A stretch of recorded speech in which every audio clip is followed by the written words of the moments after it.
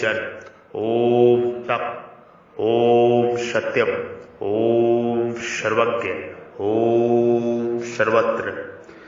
सहजता से मिलने वाली खुशी ही सदा सुख देती है। सहजता से मिलने वाली खुशी ही सदा सुख देती है। वसुदेव सुतम देवम कंस चाडूर मर्दनम देवकी परमानंदनम कृष्णम वंदे जगद्गुरु जगद्गुरु जगद्गुरु जगद्गुरु। ओम उग्रवीर महाविष्णु जलवंशतो मुखम नरसिंह भीषण भद्र मृत्युम मृत्युम नममहम नममहम नममहम। हिंदी के प्रसिद्ध दोहाकार वृंद का एक दोहा है, कारज धीरे होत है काहे होत अधीर, समय पाए तरवर फरे केतिक के सींचे नीर। कारज धीरे होत है काहे होत अधीर, समय पाए तरवर फरे केतिक सींचे नीर।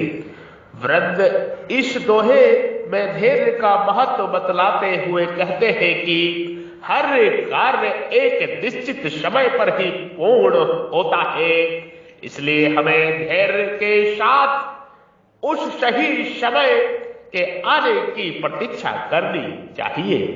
उचित समय या मौसम आने पर ही किसी पेड़ में फूल और फल लगते हैं, हमारी बेचैनी से नहीं।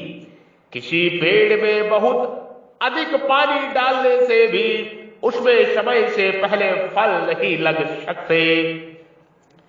यदि हम ऐसा करेंगे तो उस पेड़ में शीघ्र फल लगने की अपेक्षा उस पेड़ के खराब होने की संभावना बढ़ जाएगी।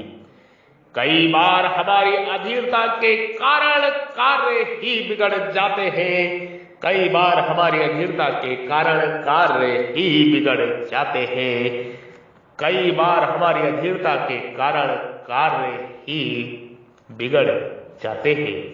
इसी प्रकार यदि हम अच्छी फसल पाने के लिए उसमें अत्यधिक रासायनिक उर्वरक या कीटनाशक आदि डालेंगे तो उसमें उत्पन्न होने वाले अन्न से कैंसर जैसी बीमारियों की आशंका बढ़ जाती है। अधैर्य से उत्पन्न स्थिति भी कैंसर से कम नहीं। सब कुछ इसी क्षण प्राप्त कर लेने की भावना रूपी कैंसर से बचने के लिए जीवन के हर क्षेत्र में संतुलन अनिवार्य है, और इसके लिए अनिवार्य है कि हम विवेक से काम लें। धैर्य के अभाव में विवेक से काम लेना संभव ही नहीं, इसलिए धैर्य का विकास करना सबसे अधिक जरूरी है। किसी काली को देखकर, किसी कली को देखकर हम चाहते हैं कि वह जल्दी से खिलकर फूल बन जाए। क्या कली का सौंदर्य फूल से कम होता है? कली में ही नहीं, प्रकृति के हर सर्जन में सौंदर्य होता है। हमें उस सौंदर्य को देखने और उससे आनंदित होने की क्षमता विकसित करनी होगी, और यह सब धैर्य से निहित है।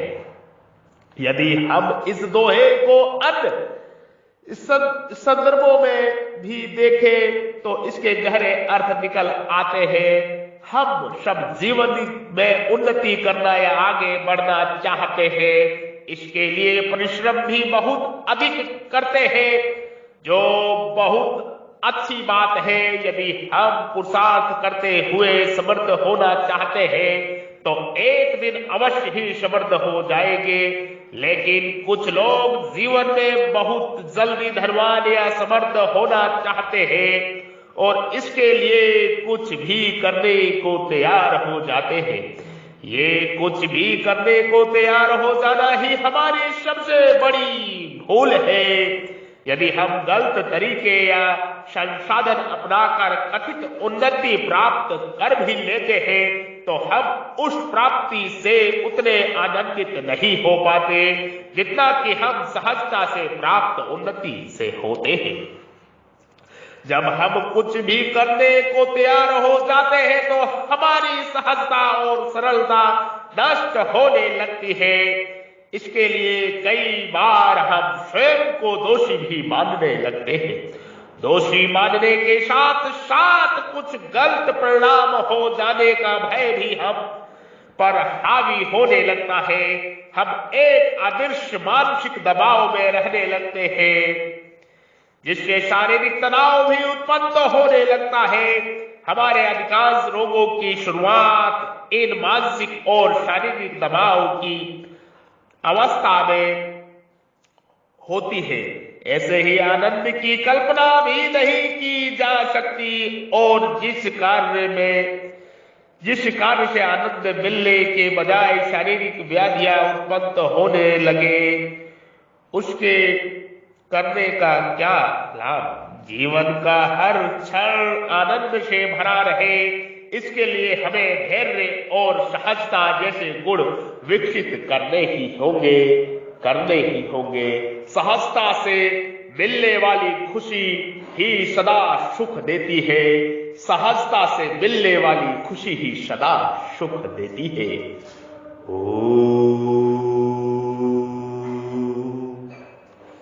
संपर्क करें, जुड़े और जोड़े। सनातन धर्म ज्ञान प्रचार प्रसार का कार्य आरंभ हो चुका है। संपर्क करें, जुड़े और जोड़े, तन मन धन से जुड़े और जोड़े संगठन से।